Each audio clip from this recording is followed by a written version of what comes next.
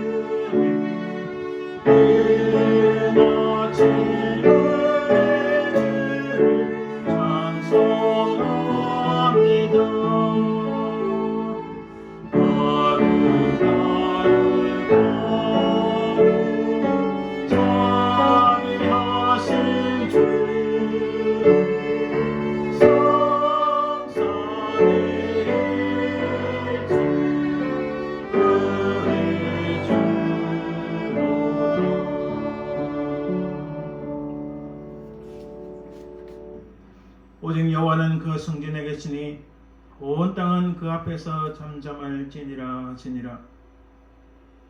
하나님은 영이시니 예배하는 자가 영과 진리로 예배할지니라. 아멘.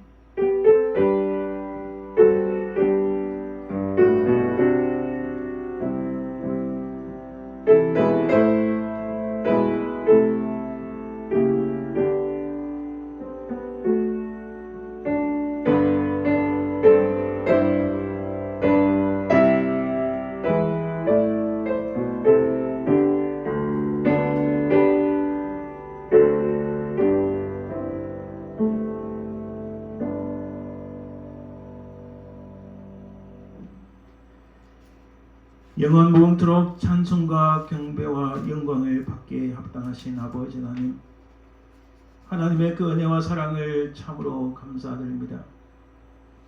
우리 모든 죄악에서 우리를 구속하시고자 십자가에서 우리 모든 죄악을 대신하여 피를 흘리신 우리 주 예수 그리스도의 그 은혜와 사랑을 참으로 감사드립니다. 이 땅에서 사는 동안 우리의 심령과 우리의 삶과 우리의 발걸음을 늘 인도하시며 하나님 나라 가기까지 우리를 늘 도우시고 함께 하시는 성령 하나님의 그 은혜와 사랑을 감사드립니다.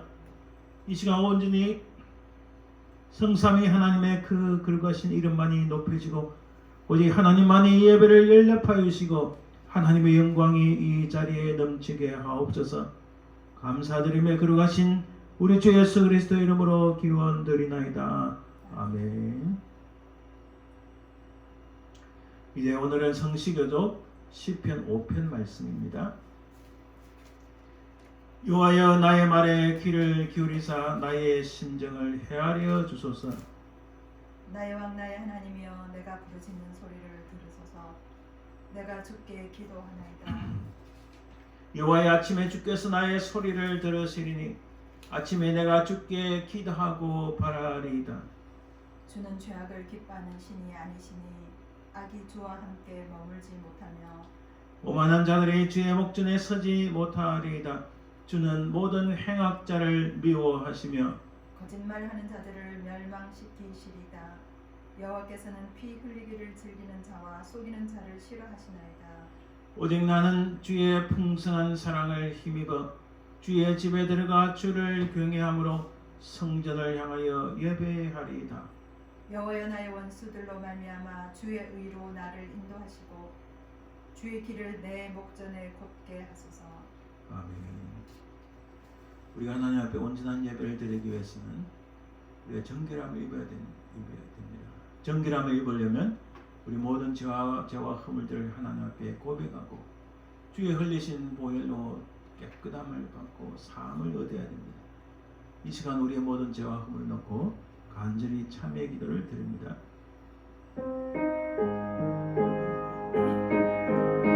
아버지 하나님, 주여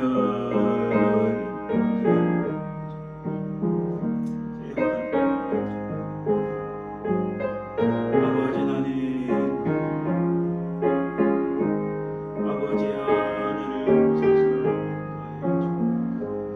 주여 주의 벌로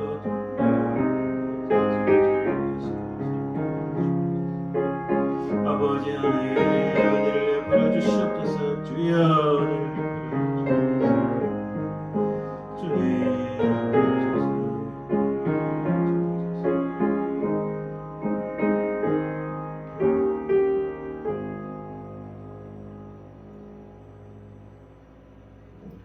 신실하신 주님 참으로 감사합니다. 우리를 사랑하시되 끝까지 사랑하시는 주의 사랑에 힘입어 이 시간 우리 주 예수 그리스도의 그 이름을 힘입어 이 시간 간절히 기도합니다. 우리 모든 죄와 허물들을 용서하시고 주의 흘리신 그 보혈로 우리를 깨끗하게 씻겨주시고 용서하여 주옵소서.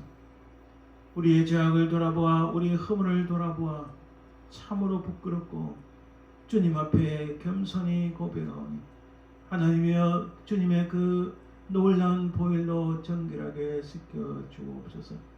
우리 주께서 우리 모든 죄악들을 용서하시고 새롭게 하여 주실 줄 믿사오며 그리고 하신 예수님 이름으로 기도드립니다. 아멘. 이 시간 사도신경을 통하여 우리의 신앙을 고백합니다.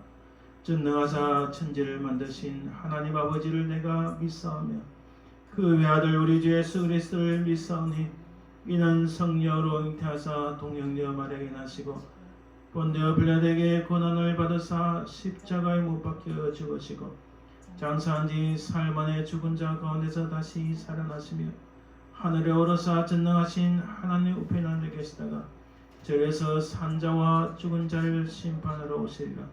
성령을 믿사오며 거룩한 공의와 성도와 서로 교통하는 것과 죄를 사하여 주시는 것과 몸이 다시 사는 것과 영원히 사는 것을 믿사옵나이다. 아멘. 이제 찬송 19장 하나님께 드립니다.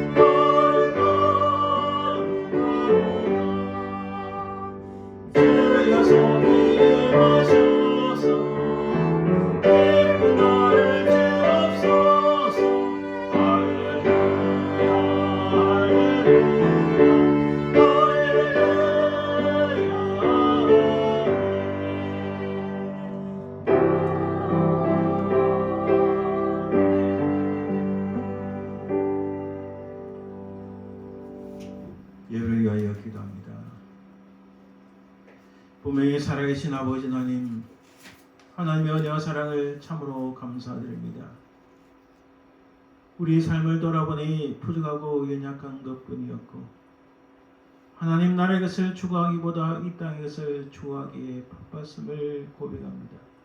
하나님 우리의 모든 죄와 허물들을 용서하여 주시고 정말 우리가 하나님의 백성답게 우리 주님을 따르는 그리스도인답게 살아갈 수 있도록 우리에게 새로운 힘을 주시고 성령의 은혜와 충만을 허락해 주옵소서.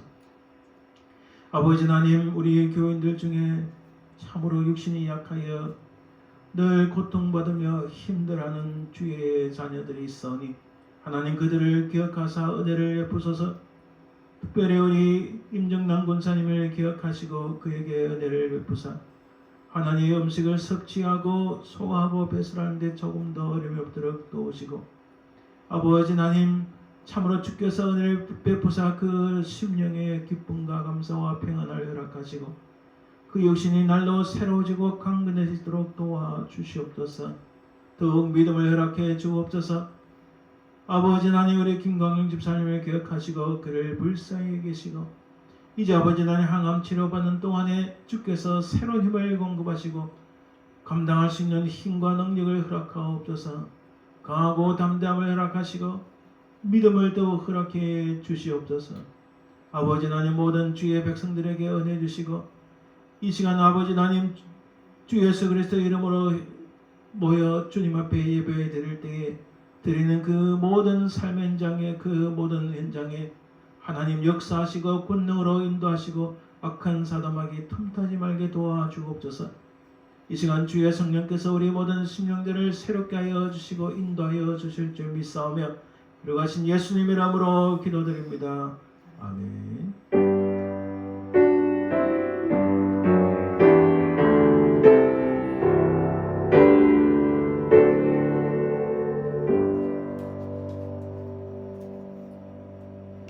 찬송 92장 위에 계신 나의 친구 하나님 앞에 찬송드립니다.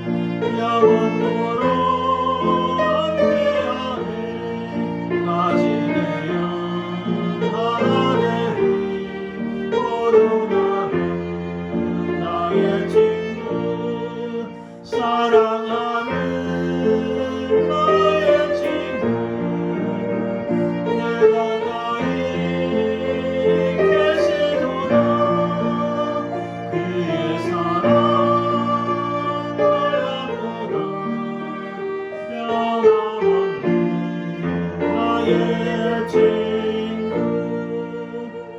그날이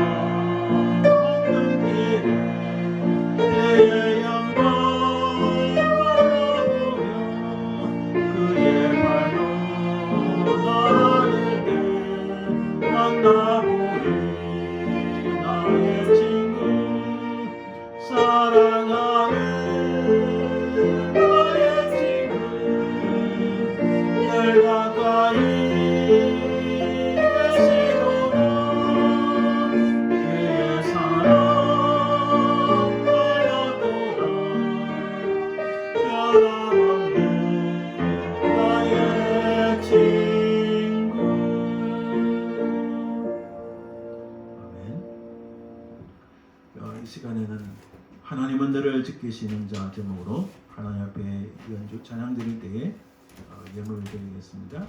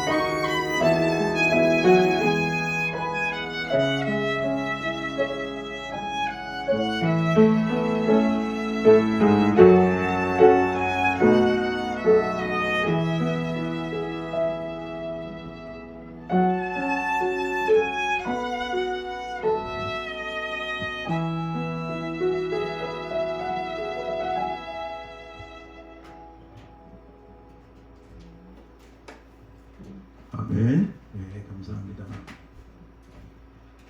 우리 예물을 위하여 기도합니다. 살아계신 아버지 하나님 은혜를 감사합니다.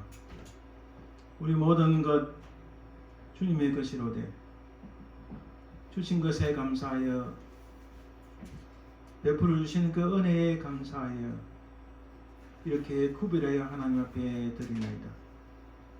드린 손길들마다 복되게 하시고 이 땅에 사는 동안 늘 주님과 동행하며 하나님 보좌에서 흘러나오는 그 놀라운 은혜와 평강과 긍휼하심을 맛보며 살게 하시고 또 물질의 복도 누리는 건강의 복도 누리는 하나님의 크신 은혜를 허락해 주옵소서.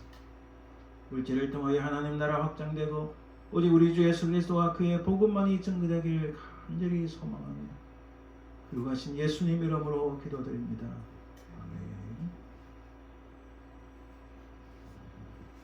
오늘 하나님 말씀은 골로새서 1장 24절에서 2장 5절 말씀입니다. 신약성경 324쪽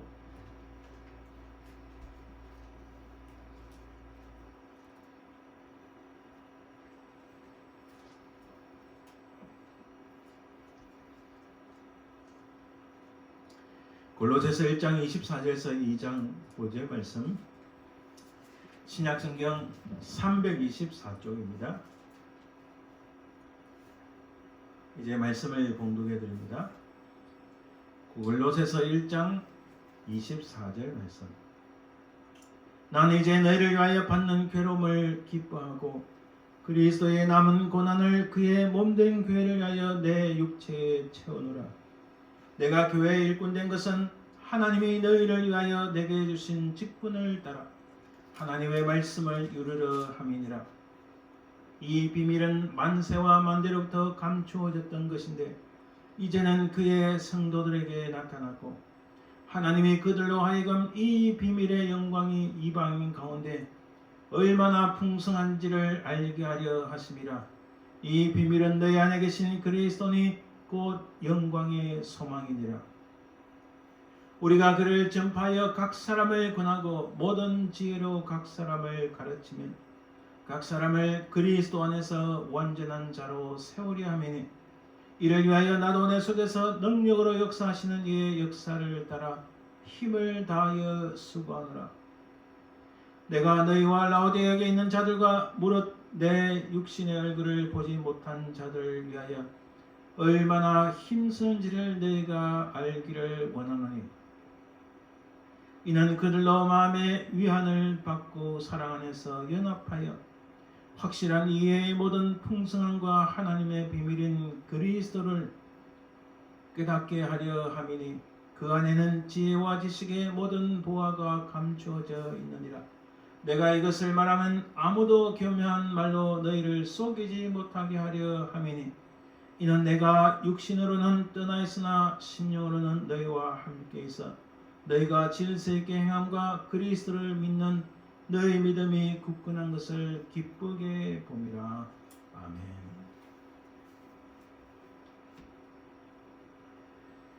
이제 우리 함께 말씀을 놓고 언제 기도합니다. 우리 합심해서 기도하는데 말씀을 전하는 저를 위해서 기도해 주시고 또 우리 교회가 온전하게 하나님 은혜 가운데 성장해 갈 수 있도록 기도해 주시고 또 연약한 분들 위하여 완전히 합심해서 기도합니다. 은혜로우신 아버지 하나님 감사합니다. 우리를 붙잡으시고 새롭게 하여 주옵소서.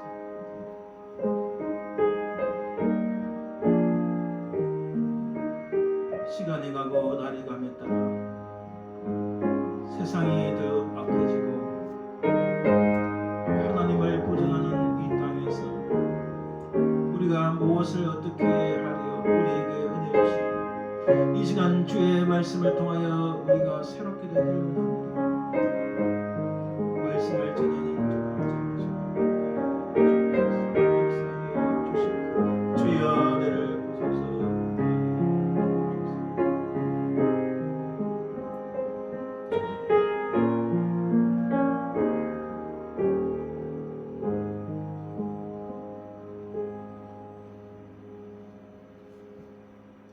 은혜로우신 아버지 하나님, 하나님의 은혜와 사랑을 감사드립니다.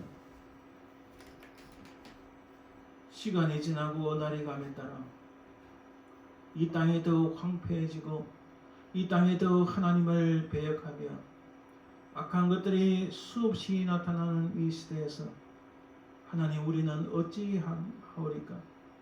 온전한 믿음 가운데 우리 주 예수 그리스도의 십자가만을 붙잡고 믿음으로 승리하는 저희들 되게 도와주시옵소서. 이 시간 주의 말씀을 통하여 우리에게 확실하게 주의 뜻을 보이시고 주의 말씀을 통하여 용기를 얻고 더욱 믿음을 굳건한 반석에 세울 수 있도록 도와주옵소서. 말씀을 증거하는 부정한 종을 잡으시고 주의 말씀을 통하여 증거하느냐 듣느냐 한결같은 크신 은혜를 허락해 주옵소서. 우리 교회가 날마다 주의 은혜 가운데 부흥하며 성장해 가도록 도와주옵소서. 감사드리며 들어가신 예수님의 이름으로 기도드립니다. 아멘. 할렐루야. 오늘 하나님의 말씀은 골로새서 1장 24절에서 2장 5절 말씀인데 오늘 말씀의 제목은 지각 변동으로 살펴보겠습니다. 사실 지각 변동이란 말은 제가 한자도 적었지만은 한글과 한자를 적었지만은 사실 한자로는 이렇게 쓰지는 않습니다. 지각 변동이라는 것은 땅이 흔들리고 땅이 갈라지고 이 땅이 지진 일어난 듯한 그런 모습을 의미합니다. 그러나 오늘 우리가 말씀 나눈 이 본문에 제가 적은 지각 변동은 그런 것이 아니라 점점 갈수록 어두워져 가고 악한 사단이 횡행하는 이때에 우리의 신앙이 어떠해야 되는지를 말씀을 나누길 원합니다. 오늘 살아가는 우리 시대 속에서 우리에게 긴급한 질문들이 있습니다. 먼저는 급변하는 국제정세와 미국의 상황 속에서 우리의 기독교 신앙은 어떤 도전에 직면할까? 사실 이 질문은 지금 우리에게 아주 긴급한 질문입니다. 그래서 근래에 나온 아주 신앙적인 분들의 많은 글과 그런 방송들을 보면은 우리가 예상한 것보다 종말이 더 가까이 빠르게 올 수도 있고, 혹은 우리가 생각한 것보다 크리스천들에 대한 핍박이 더 빠르게 다가올 수 있다라고 예측을 합니다. 이러한 상황에 놓인 우리를 향한 하나님의 말씀은 무엇일까 한번 질문해 봅니다. 온 세계가, 특히 코로나 바이러스의 이 팬데믹 시즌 동안에 온 세계가 몸살을 앓고 수많은 것들이 지금 변모해 가고 있고 세상이 확 뒤집어지고 있는 상황입니다. 이런 상황 속에서 미국도 예외는 아닙니다. 그런 삶 속에서 우리를 향한 하나님의 말씀은 무엇일까 한번 깊이 고찰해 보는 것은 너무 중요합니다. 제가 여러 주에 걸쳐서 말씀드렸지만은 우리가 살고 있는 세상에서 크게 두 질문의 충돌이 있습니다. 그 두 질문의 충돌은 어디서 가져올 수 있는가? 성경의 창세기 후반과 특별히 출애굽을 앞둔 상황에서, 그 출애굽을 앞둔 상황은 오늘 우리 살고 있는 상황과 비슷합니다. 영적으로 비슷합니다. 세상 나라와 하나님 나라가 충돌하는 이 세상, 그 상황이 출애굽을 앞둔 상황과 비슷하기 때문입니다. 제가 말씀드렸지만은 거기에는 두 가지 질문이 존재합니다. 하나는 요셉이 말을 했고 하나는 모세가 말을 했습니다. 창세기 50장 19절에 내가 하나님을 대신하리까, 이 말씀은 내가 하나님입니까? 나는 하나님이 아닙니다 라는 말씀입니다. 이것은 철저히 하나님 앞에 복종하고 순종하는 연약한 인간임을 고백합니다. 출애굽 3장 11절에 하나님께서 모세를 부르셨을 때에 모세가 하는 말이 내가 누구이기에 Who am I? 라는 말입니다. 저는 아무것도 아닙니다. I am nothing 이라고 말하는 겁니다. 인간의 가장 실존적인 질문, 인간이 하나님 앞에 바로 설 수 있는가? 인간이 이 땅에서 존재, 그게 무엇인가? 어떠한 존재인가를 말할 때 항상 우리가 질문해야 될 것은 하나님 제가 누구입니까? 하나님 제가 누구입니까? 라는 질문을 시작할 때에 우리는 하나님 앞에서 너무나 연약한 죄인임을 깨닫지 않을 수가 없습니다. 그래서 우리의 첫 출발은 우리는 하나님 앞에서 죄인이다 하는 것에 출발을 하는 겁니다. 그러나 그게 또 다른 질문이 있는데, 모세가 바로를 찾아갔을 때 바로가 이렇게 말을 합니다. 출애굽 5장 2절에 바로가 이르되 여호와가 누구이기에 내가 그의 목소리를 듣고 이스라엘을 보내겠느냐. 이 말씀은 히브리어로 누가 여호와인가. 하나님을 무시하고 하나님의 여호와, 하나님의 하나님 되심을 인정하지 않는, 이것은 인간이 유한하고 인간이 편협하다. 인간은 unlimited한 게 아니고 항상 limitation이 있다는 것을 깨닫지 못한 아주 악한 질문입니다. 이 악행으로 오는 가장 기본적인 질문이 하나님이 누구냐? 지금 이 세대도 마찬가지입니다. 하나님 저는 아무것도 아닙니다 하고, 아니 하나님이 누구냐? 인간이 모든 것을 할 수 있다고 말하는 것과 동일한 질문. 바로 이렇게 두 개의 실존적인 질문이 그때나 지금이나 동일합니다. 이런 상황 속에서 우리가 오늘 살펴보게 될 골로새서의 역사적 배경과 그리고 오늘 아까 첫 번째 질문 우리의 신앙적 도전이 어떤 모습인가 관련해서 살펴봅니다. 자, 골로새의 위치는 자 여기가 말하자면 여기가 지중해입니다. 이 지중해의 이 현재의 터키 지역인데 여기가 소아시아 교회들이 있는 곳이고 그 중에서도 골로새가 바로 여기에 있습니다. 현재의 터키 지역입니다. 이 골로새 교회 바로 가까이에 빌라델피아 교회가 있고 에베소 교회가 있고 라오디아 교회가 있습니다. 서머나 교회, 버가 교회 다 이 근처에 있습니다. 골로새서는 바울의 1차 투옥 때 대략 AD 61년경입니다. 그의 나이도 약 60세가 되었습니다. 그는 감옥에서 거짓 선생들의 가르침, 철학과 헛된 속임수와 할례와 천사 숭배 등 이러한 것들을 경계할 것을 권면하기 위해 골로새 교회에 보낸 옥중서신입니다. 그가 로마 감옥에 있을 때에 쓴 편지입니다. 이 골로새 지역을 가만히 살펴보면 또 이렇습니다. 요세푸스의 기록에 보면 간단하게 살펴보면 요세푸스가 이 두 가지 사실을 기억했습니다. 안티오쿠스 3세가 메소포타미아와 바벨론에서 2,000명의 유대인들을 그 골로새 지역에 이주시켰다. 자, 당시 때는요 골로새 교회가 꽤 성장한 도시였습니다. 골로새 교회가 그 뒤에는 지진이 일어나고 여러 가지 자연적 환경으로 인해서 도시가 무너지기도 했지만 그러나 꽤 큰 도시였습니다. 거기에 안티오쿠스 3세가 바벨론 지역에서 2,000명을 이주시켰다. 그리고 당시 총독 클라쿠스가 유대인들은 예루살렘의 성전 세금을 냅니다.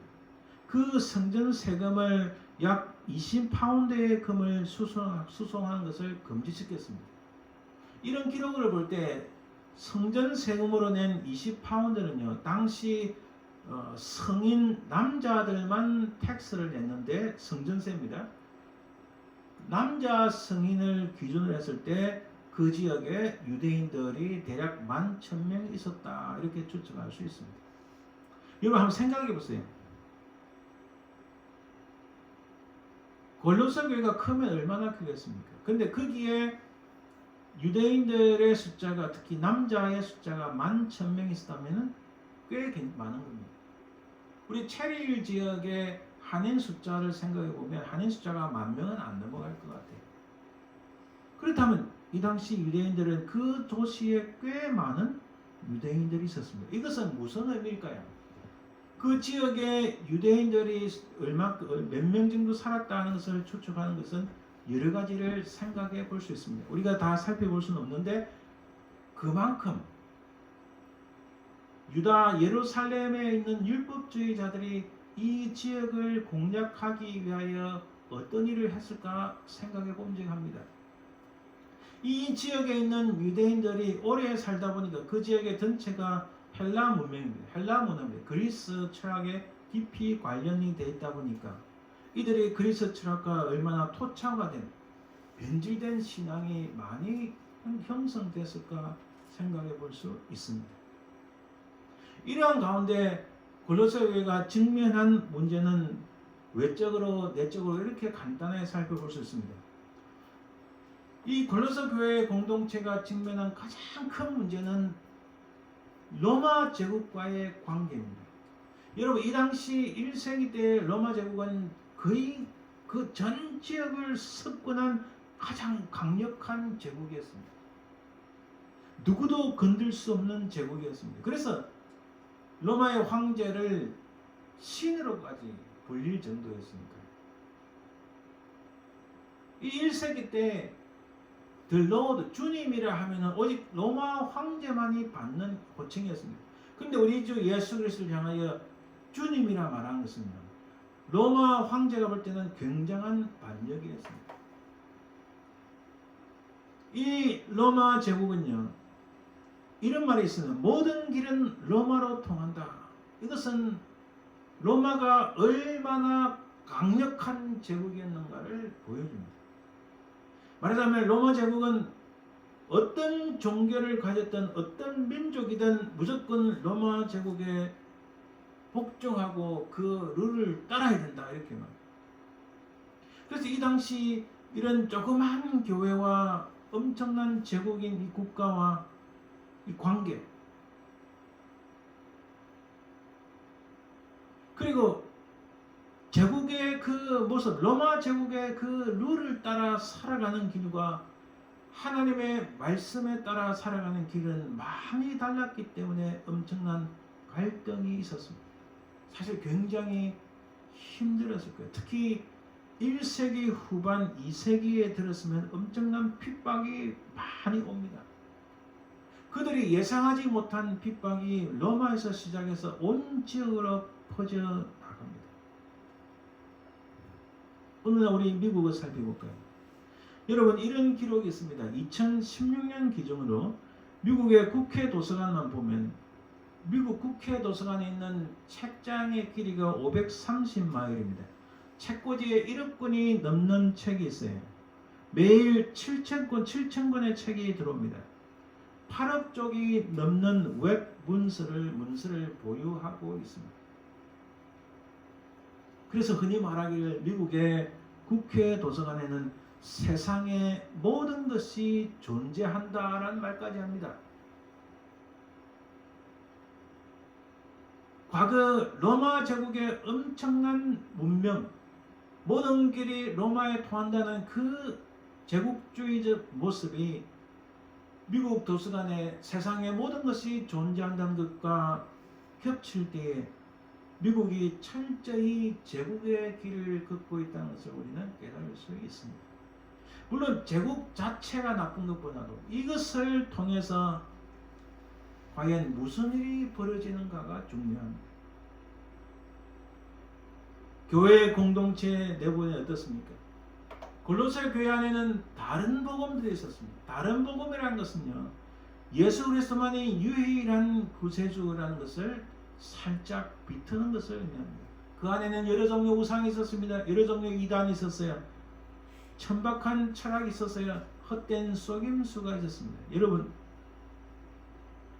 세상이요 점점 제국주의적 경향을 떼어나갈 때는 강력한 제국이 들었으면 그 밑에 하부 속에 밑에 있는 것들은요 온갖 것들이 뒤섞여 보입니다.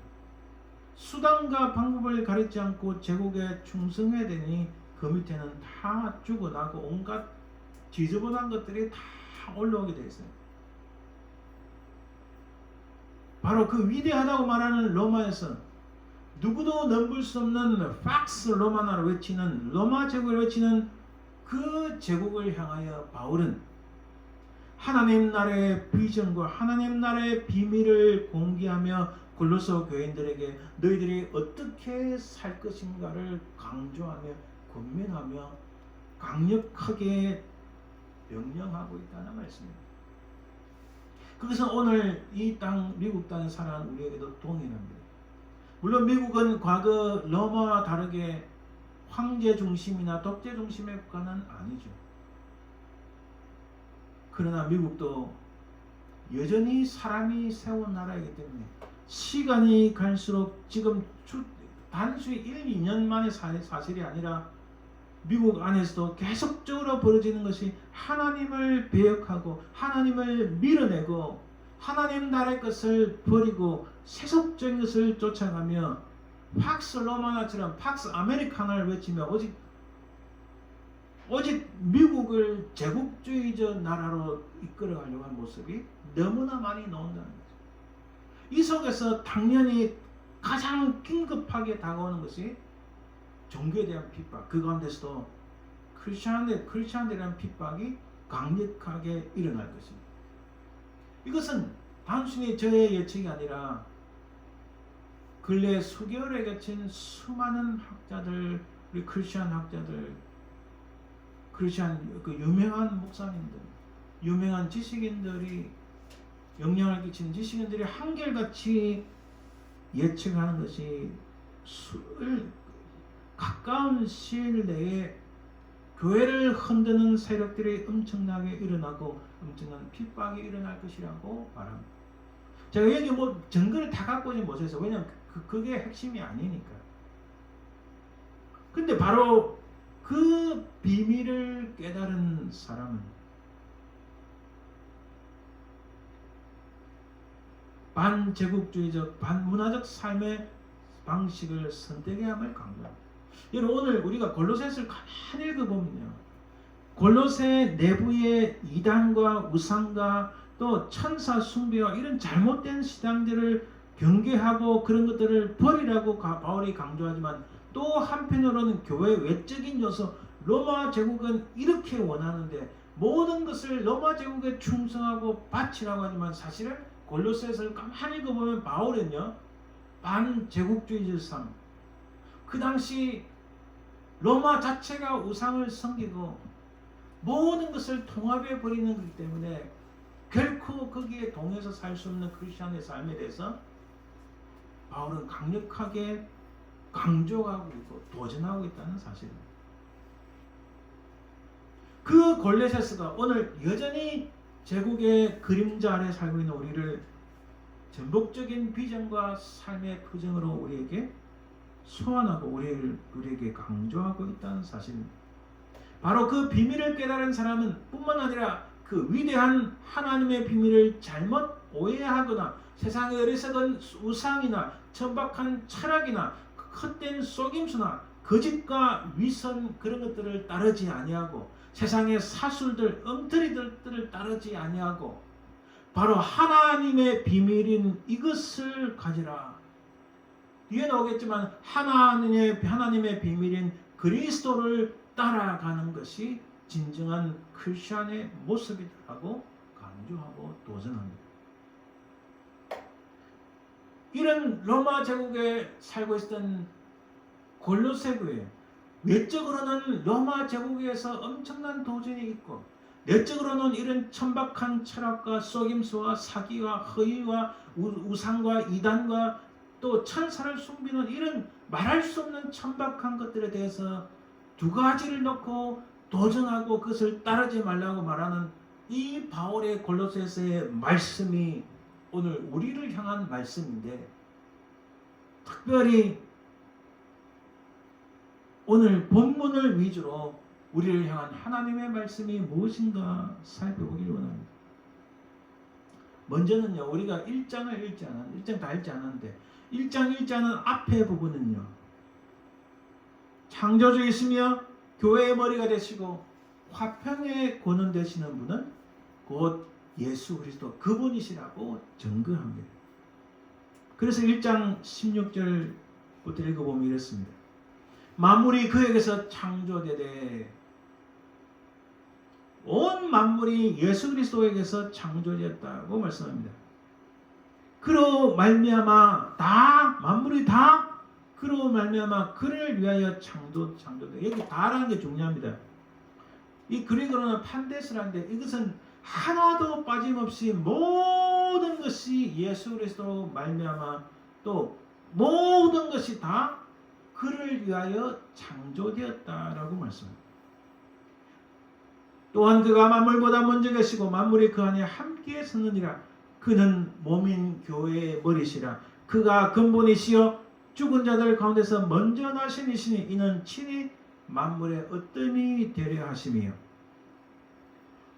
아버지께서는 모든 충만으로 예수 안에 거하게 하시고 그의 십자가의 피로 화평을 이루사 만물 곧 땅에 있는 것들이나 하늘에 있는 것들이 그로 말미암아 자기와 화목하게 하심을 되기를 기뻐하심이라. 다시 말씀드리면 1장 앞부분에서는 그리스도는 하나님의 형상이시요 창조주 하나님이시요 교회의 머리요 십자가의 피로 화평을 이루신 권원이시다라고 말씀합니다. 그러면서 우리가 오늘 읽은 본문에서 하나님의 비밀이 있는데 그 하나님의 비밀이 바로 이 예수 그리스도, 바로 그리스도가 하나님의 비밀이시다라고 말씀하십니다.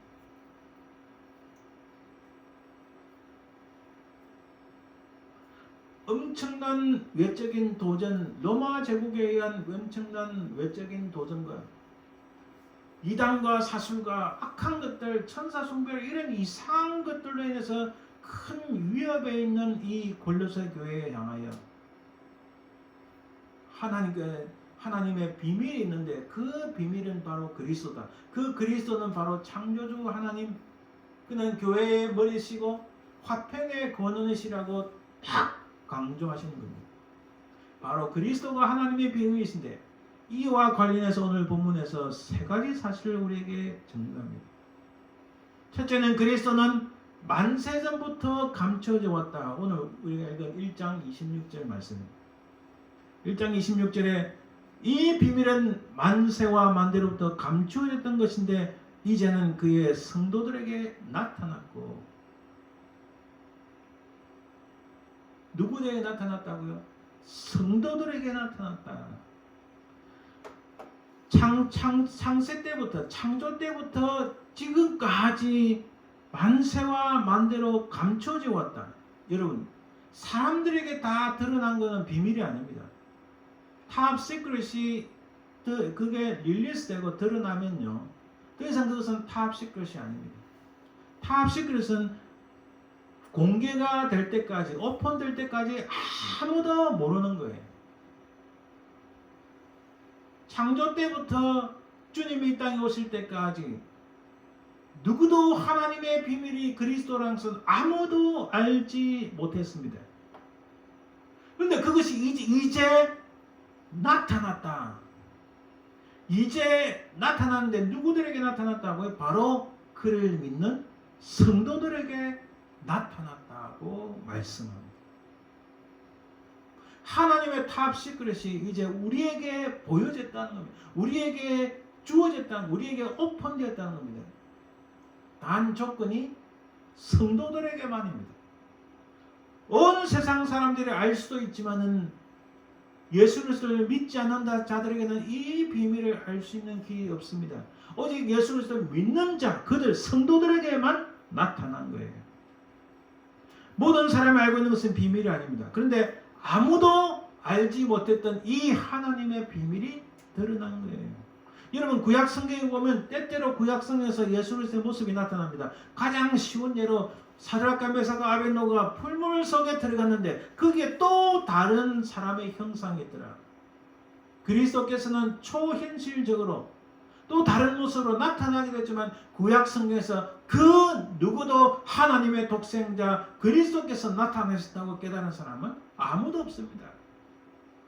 간혹씩 이렇게 초자연적으로 혹은 예언으로 계시로 나타났지만 아무도 그것이 그리스도여 하나님의 독생자 아들이시고 우리를 구속하신 구세주이시고 그분이 바로 하나님의 비밀, 이 땅에 드러나게 될 하나님의 비밀이라고는 아무도 몰랐다는 거예요. 근데 그것이 이제 드디어 드러났다, 나타났다, 우리에게 보여졌다고 바울은 강조하고 있습니다. 이제는 그의 성도들에게 나타났고 비밀인 그리스도께서 성도들에게 나타나 밝혀 알리주셨다. 이것은 예레미야 33장 3절에 크고 비밀한 일을 내게 보이리란 이 말씀이, 약속된 말씀이 그대로 연히 성취되었다는 것을 알 수 있습니다. 두 번째는 이 하나님의 비밀인 그리스도가 근데 그리스도는 모든 사람이 바랄 만한 영원한 소망이라고 말씀합니다. 1장 27절에 하나님의 그들로 하여금 이 비밀의 영광이 이방인 가운데 얼마나 풍성한지를 알게 하려 하심이라. 이 비밀은 너희 안에 계신 그리스도시니 영광의 소망이라. 이 말씀은요, 쉽게 말씀드리면 이렇습니다. 이방인인 골로새 교회, 골로새 교회는 유대인들도 있었지만은 이방인도 헬라파 사람들도 많았어요.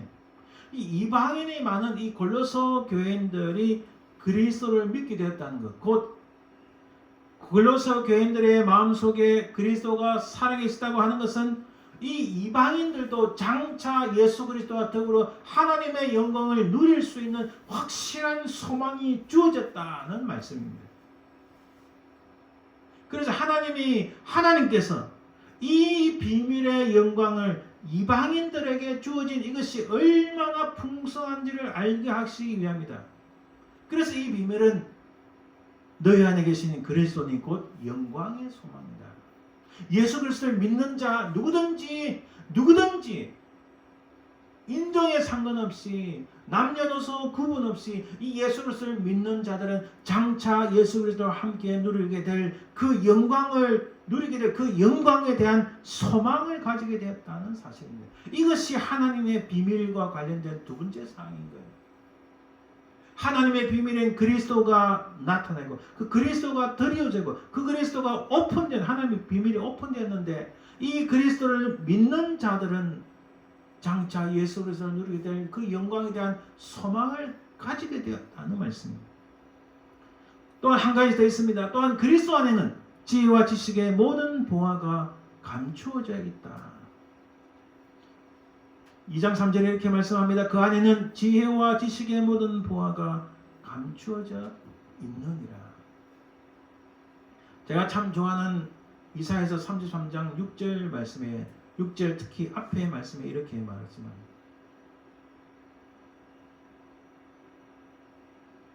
이 세상의 모든 보화와 그 보배로운 것들, 하나님 나라의 그 놀라운 하나님의 창고에 있는 모든 보배로운 것들을 누릴 수 있는 키는 그 이사야 33장 6절의 말씀을 쉽게 말씀드렸습니다. 그 세상의 모든 보화와 하나님의 지식과 하나님 나라에 있는 모든 보배로운 것들을 누릴 수 있는 유일한 키는 하나님을 경외함에 있다. 예수 그리스도는 모든 지혜와 지식과 모든 보화가 감추어져 있는데 이것을 우리 것으로 삼고 누릴 수 있는 것은 바로 하나님의 비밀인 그리스도를 믿는 데 있다는 말씀입니다. 여러분 마태복음 13장 44절 이렇게 말씀합니다. 천국은 마치 밭에 감추인 보화와 같으니 사람이 이를 발견한 후 숨겨두고 기뻐하며 돌아가서 자기의 소유를 다 팔아 그 밭을 사느니라. 사람이 밭에 갔는데 그 조그마한 밭인지 큰 밭인지 모르지만 그 밭을 가만히 보니까 그 안에 엄청난 보배가 있는 거예요. 엄청난 보물들이 땅에 있네요. 그러니까 모른 척하고 있다. 그 땅을 딱 삽니다. 그 땅을 사는 순간에 그 모든 보물이 내 거 되듯이 자기 모든 소유를 팔아 그 밭을 사는 것처럼 그 가치를 아는 사람은 그 밭을 사는 겁니다. 예수 그리스도 안에 있는 지혜와 지식과 모든 보배로운 것들이 있는 걸 아는 분들은 아는 사람들은 예수 그리스도를 끝까지 붙잡는 사람들. 이분을 붙잡고 예수 그리스도를 믿기만 하면은 하나님 나라의 보배로운 것들을 누릴 수 있다는 사실을 깨닫는 사람은 예수 그리스도에게 자기 모든 소유, 자기 모든 생명과 모든 것을 다 바치지 않겠습니까? 바로 그 말씀이에요. 이렇게 하나님 나라의 비밀은 그리스도라는 이 사실과 관련해서 세 가지를 말씀드렸어요. 잘 정리를 해야 됩니다. 첫째는 이것은 하나님 나라의 비밀이었는데 이제는 성도들에게 나타내졌다. 주님께서 오셨다는 말씀입니다. 이제 더 이상 하나님의 비밀이 아니다. 성도들에게 나타났다. 둘째는 이 예수 그리스도로 말미암아 장차 예수 그리스도와 더불어 누리게 될 그 영원한 것들에 대한 소망을 가지게 되었다. 셋째는 이 그리스도 안에는 지혜와 지식의 모든 보화가 감추어져 있다라고 말씀합니다. 바로 이것과 더불어서 바울은 그의 서신 목적과 강력한 공고를 합니다. 그게 이제 오늘 우리가 말씀을 살펴보다 가장 핵심적인 게 있습니다. 그게 지각 변동입니다. 지자는 알아야 되고, 각은 깨달아야 되고, 변은 변화되어야 되고, 동은 행동해야 한다는 것입니다. 골로새 교회가 직면한 문제가 외적으로는 강력한 로마 제국 때문에 어려움을 겪습니다. 내적으로는 이런 이단과 우상과 사술과 거짓 철학과 헛된 것들, 특히 천사 숭배하는 이런 것들로 인해서 교회 공동체가 흔들리는 이 두 가지 상황 속에서 바울이 강력하게 말씀을 하시는 것은 하나님의 비밀인 그리스도가 우리에게 주어졌는데, 이 하나님의 비밀인 그리스도가 주어졌는데 우리가 어찌 할 것인가? 우리는 무엇을 할 것인가? 바로 그것을 오늘 본문 속에서 바울이 강력하게 도전하고 있고 강조하고 있는 바입니다. 먼저는 알아야 하고 깨달아야 합니다. 2장 1절에 이렇게 말씀합니다. 내가 너희와 라오디게아에 있는 자들과 무릇 내 육신 얼굴을 보지 못한 자들 외에 얼마나 힘쓰는지를 너희가 알기를 원하노니. 사실 바울은 골로새 교회를 방문한 적이 없는 듯합니다. 그래서 얼굴을 보지 못한 자들, 아마도 골로새 교회는 신생교회이기 때문에 신생교회 안에 새로운, 요즘 말하면 뉴카머, 새로운 교인들이 많아졌기 때문에 바울이 다 그 구성원들을 다 알지는 못했던 것 같습니다. 근데 너희들을 위하여 내가 얼마나 힘쓰는지를 너희가 알기를 원하노라. 자, 이 말씀이요, 바울은 이방인들을 위한 복음 전파로 인해서 지금 로마 감옥에 수감되어 있습니다. 그런 그가 자신이 복음을 위해서 얼마나 힘쓴지를 알아달라고 합니다. 이게 자신을 내가 너희들 위해서 이렇게 힘쓰는데 내 좀 알아줘, 이런 의미일까요? 아니면은 자신이 그토록 전파하고 싶어하는 그리스도의 복음을 제발 잘 알아가라는 말씀일까요? 그것은 2절 말씀을 통하여 우리 분명히 알 수 있습니다.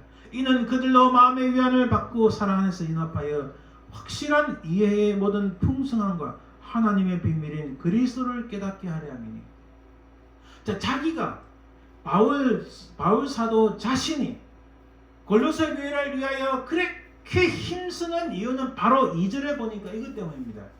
하나님의 비밀인 그리스도를 깨닫게 하기 위함이다. 그래서 바울은 간절히 기도하고 그들 향하여 편지를 쓰고 그들 위하여 권면하고 그들 위하여 강조하는 것은 첫 번째, 그들이 이 그리스도의 복음을 알도록 하기 위함이고, 둘째는 하나님의 비밀인 그리스도를 깨닫게 하기 위함이라고 강조합니다. 그래서 바울의 핵심은 2장 1절 2절 통해서 제발 하나님의 복음을 제대로 알아라. 둘째는 제발 하나님의 비밀인 그리스도를 깊이 깨달아라. 이렇게 말씀하시는 거예요. 이 2장 2절을 죄송하지만 영어로 보면 더 확실하게 드러납니다. My purpose is that, 내 목적은, 내가 이렇게 편지를 적고 너희들 위하여 애쓰고 힘쓰는 그 목적은 be encouraged in heart. 너희들 마음속에 용기가 불어나고 위로를 받고 united in love, 사랑 안에서 연합을 하고 so that, 그래서 had full reach of complete understanding. 하나님의 복음을 이해하는데 충분한, 하나님의 복음을 깨닫고 하나님의 복음을 깨닫는데 충분한 풍요로운 그 모습이 있기를, 바로 거기에 내 이 편지와 너희들 위하여 애쓰고 힘쓰는 목적이 있다. 무엇을 위해서요? They may know the mystery of God, namely Christ. 곧 하나님의 비밀, 하나님의 미스터리, 하나님의 신비인 그리스도를 잘 알게 하기 위함이다. 정리를 하면 내 목적은 마음의 위안을 받고 사랑 안에서 연합하고, 그래서 그들이 완전한 이해에 충만한 풍요로움을 가지게 하기 위함이다. 그것은 하나님의 비밀, 하나님의 신비인 그리스도를 깨닫도록 하기 위함이다.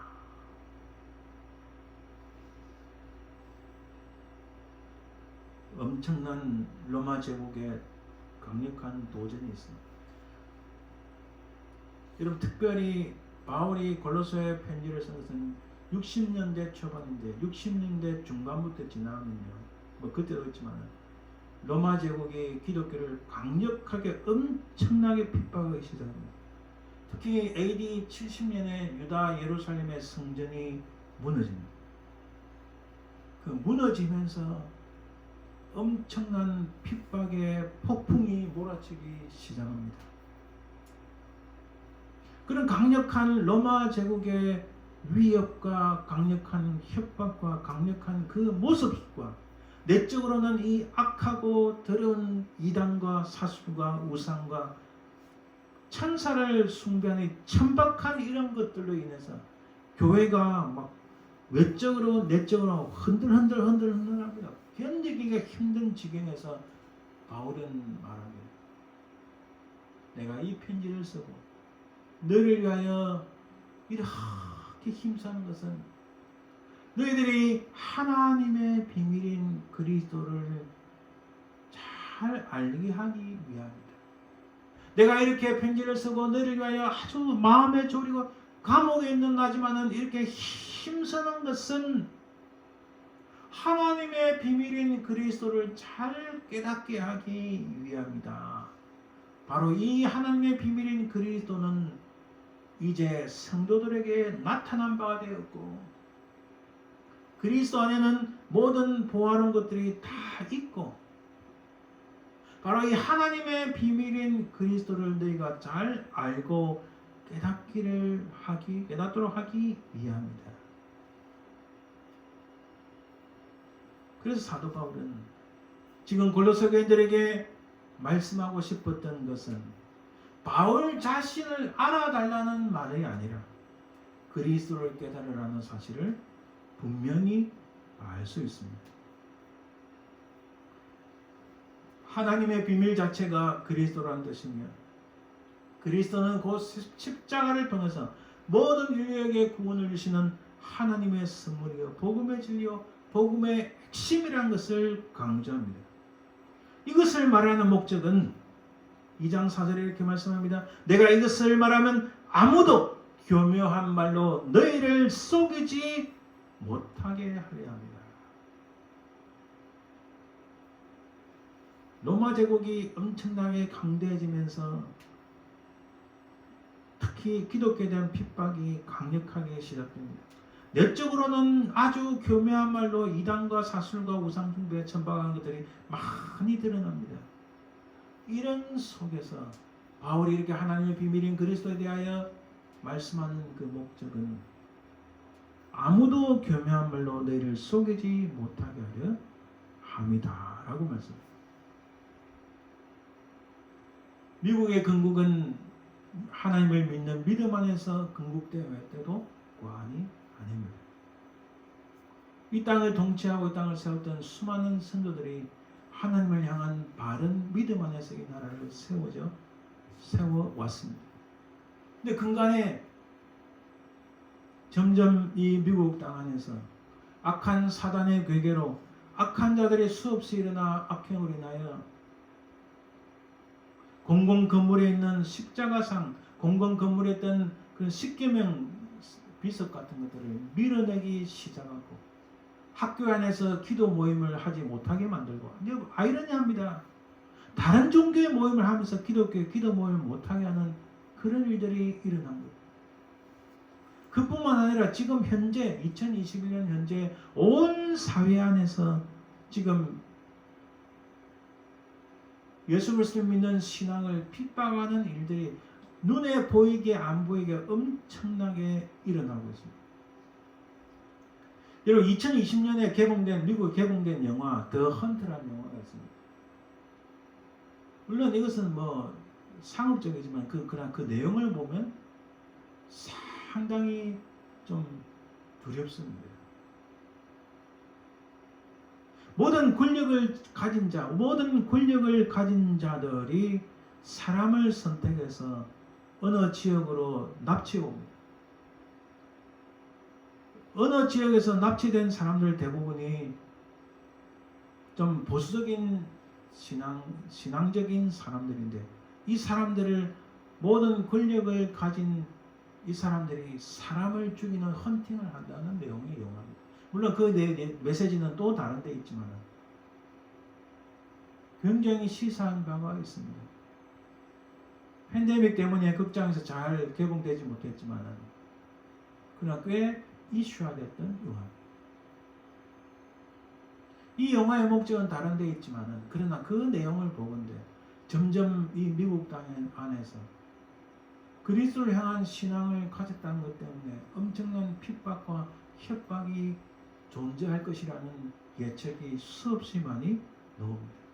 이런 상황 속에서 바울이 오늘도 우리에게 주시는 말씀, 하나님께서 우리에게 하시는 말씀이 자, 세상의 제국주의 현상으로 전체주의 공산주의 형태로 흘러가면서 너희들 향한 핍박이 로마 제국처럼 엄청나게 일어날 것이고, 내부적으로 하나님을 믿는다 하면서도요 이상한 사람들이 굉장히 많습니다. 지금 제대로 예수 그리스도에 대한 복음을 알지도 못하는 그런 사람들이 교회 안에 얼마나 많은지 몰라요. 그런 우상과 이단과 사술과 이런 천박한 것들이 교회 안에 엄청나게 많이 들어와 있습니다. 이런 상황 속에서 하나님께서 오늘 골로새 말씀을 통해 우리에게 하신 말씀은 하나님의 비밀인 그리스도가 드러났고 너희들에게 주어졌다. 이 그리스도를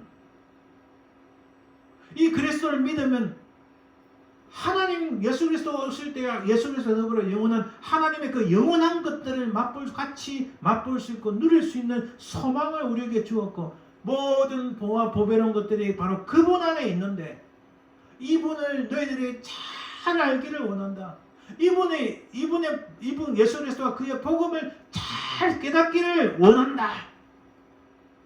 당시 1세기의 로마 제국하에 골로새 교인들이 했던 말씀은 오늘날 21세기 이 땅을 살아가는 우리에게도 동일하게 말씀하고 계시다는 겁니다. 이것을 말하는 목적은 아무도 교묘한 말로 너희를 속이지 못하게 하려 함이라. 오늘 말씀 5절에 이렇게 말씀합니다. 이는 내가 육신으로는 떠나 있으나 심령으로는 너희와 함께해서 너희가 질서 있게 행함과 그리스도를 믿는 너희 믿음이 굳건한 것을 기쁘게 봅니다. 사실 5절 말씀을 영어로 보면 더 확실하게 드러납니다. Delight to see how ordered you are and how firm your faith in Christ is.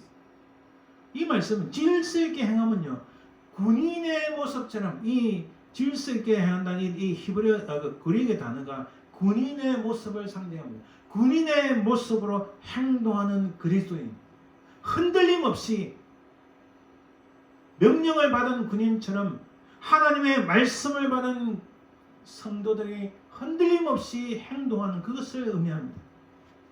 믿음이 굳건한 것, 이것은 변화된 삶입니다. 세상이 갈수록 엄청나게 많이 흔들릴 겁니다. 여러분, 미국 땅에서 상상할 수 없는 일이 생기는 거 아십니까? 지난주에 미국 전체 핫 이슈가 됐잖아요. 구글에서 만든 스탁을 사는 프로그램에 자기들 마음에 들지 않는다고 이 스탁을 사고 팔아야 하는데, 파는 것은 앱을 쓸 수 있는데 사는 것을 못하게. 왜?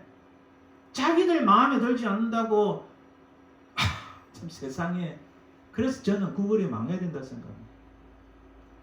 저도 구글을 쓰고 있지만은 자기 마음에 안 들면 막 마음대로 하는 거예요. 수많은 미국의 사람들이 붕괴해가지고 여기에 대항해. 그리고 지난주에 펀드 하는 사람들이 대략 한 200억 달러를 손실을 입었어요. 아마 그 회사 망하지 않을까 싶어요. 사실 굉장히 나쁜 기업입니다. 악한 기업이에요. 말하자면 이건 스탁의 투자가 아니에요. 투기입니다. 도박이에요. 돈 넣고 돈 먹는 거예요. 그 회사를 무너뜨리려고 막 스탁을 팔았는데 미국의 건전한 많은 사람들이 그 스탁을 막 사가지고 이 회사가 200억 달러 손실을 입은.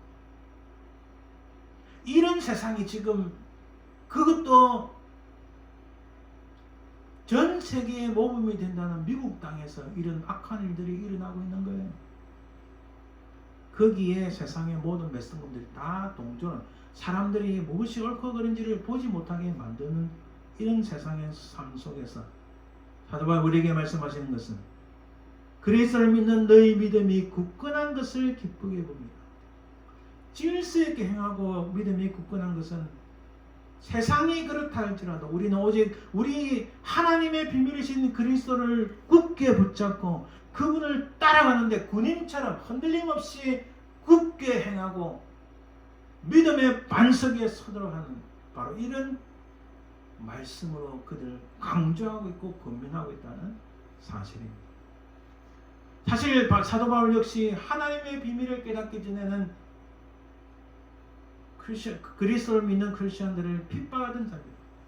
자신의 빗나간 열심으로 인해서 하나님을 섬기다고 자부했던 사람이었습니다. 그런 그가 하나님의 비밀이신 그리스도를 만나면서 철저하게 변화되었습니다. 사도 바울의 고백처럼 그리스도 안에 감춰진 모든 지혜와 지식의 부활을 알고 깨닫고 변화되어 행동에까지 옮기는 그런 그리스도인 바로 사도가 되었다는 사실입니다. 우리는 세상 속에 살고 있습니다. 세상 속에 살고 있는 우리 그리스도인에게 오늘 말씀을 통하여 하나님께서 무엇을 원하시는가요? 이 세상은 하나님을 배역하는 데서 출발합니다. 오염된 생각이 차고 넘칩니다. 새로운 밥의 탑을 쌓고자 타락한 어둠의 천국을 만들어가려 합니다. 오늘 미국 땅을 멸망한 거대한 로마 제국에 빗댄 이런 그림자가 자꾸 아른거리는 것은 무슨 이유일까요?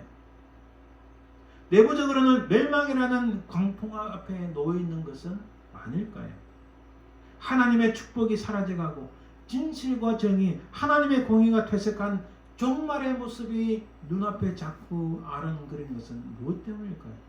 이런 제국을 넘어서, 이런 세상을 넘어서서, 우리가 이 세상에 살고 있지만은 세상을 넘어서서 살아가는 그리스도인으로서 하나님의 비밀인, 세상 사람들에게도 다 밝게 드러났지만 그러나 그들은 모르는 하나님의 탑 시크릿인 비밀을 우리가 가지게 되는데 바로 그가 예수 그리스도입니다. 하나님의 비밀인 그리스도는 구원의 복된 소식으로 모든 자에게 알려지는 데 목적이 있지만은, 그래서 사도 바울도 할 수만 있다면 더욱 많은 사람들이 이 하나님의 비밀 그리스도를 통한 하나님의 사랑과 그 소망을 깨닫기를 원합니다. 이것이 바로 하나님의 비밀을 맡은 자인 우리 그리스도인이 행해야 될 사명이라는 사실. 말씀의 결론을 맺습니다. 세상이 갈수록 더 종말로 향한 치닫는 이 시대 속에서 우리는 어찌 살 것인가? 그런 우리를 향한 하나님의 말씀이 무엇인가? 이런 세상 속에서 하나님의 비밀인 그리스도가 우리에게 드러났다. 우리에게 밝히 보여졌다. 이 그리스도는 만세전부터 비밀이었으나 이제 성도들에게 나타나셨는데 이 예수 그리스도에 대한 소망이 무엇인가? 장차 나타나실 예수 그리스도 더불어서 하나님 나라에서 이 영원한 것들을 누릴 수 있는 소망을 우리가 가지게 되었다. 그리고 그분 안에는 온갖 보화와 하나님 나라의 그 수많은 것들이 바로 그분 안에 있다. 감춰져 있다. 바로 이 그리스도를 끝까지 붙잡고 이 그리스도를 잘 알아야 되고, 그리스도가 어떤 분이신지, 그리스도의 복음이 무엇인지 잘 깨닫고 군인의 명령을 받아 딱 제자리에 서서 행동하는 것처럼, 그리고 믿음이 반석에 선 것처럼 우리의 신앙이 세상이 아무리 요동치고 흔들려도 끝까지 주님을 향한 믿음을 붙잡고 그 믿음대로 살아갈 때에 장차 우리를 통하여 그 한 사람을 통하여 하나님 나라 이 땅에 충만해지고 하나님 역사가 일어나고 우리는 주님과 더불어 누리는 그 놀라운 소망과 더불어 승리하는 날이 올 줄 믿습니다. 이런 믿음으로 살아가시는 저와 여러분들 되시기를 주님의 이름으로 축원드립니다. 아멘.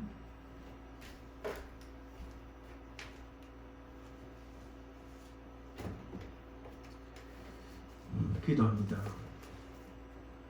살아계신 아버지 하나님 감사합니다. 아버지 하나님, 세상이 흔들리고 믿음이 땅에 떨어지나 우리는 끝까지 주님만을 바라보며 살아가게 하옵소서. 감사드리며 예수님 이름으로 기도합니다. 아멘. 찬송 391장 드립니다.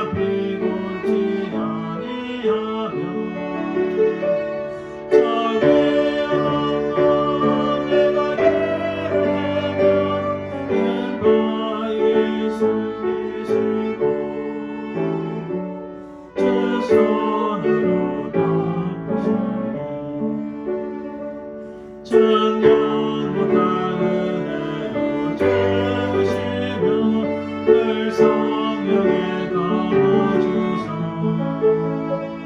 그 깊은 주님을 찬양으로 내 믿음을 넣으시고 메마른 땅에 종일 걸어가도 나 피곤치 아니하며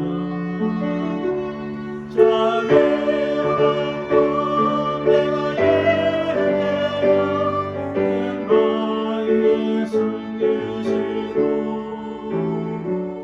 주 손으로 덮으시고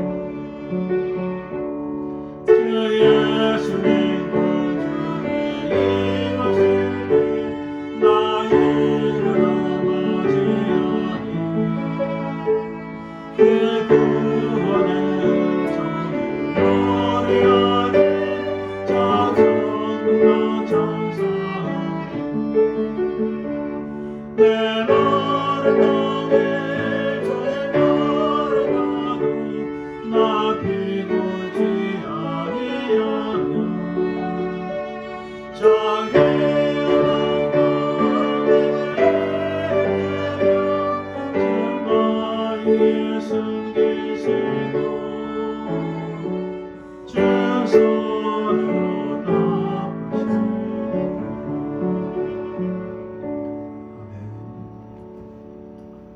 축도드림으로 예배 마칩니다.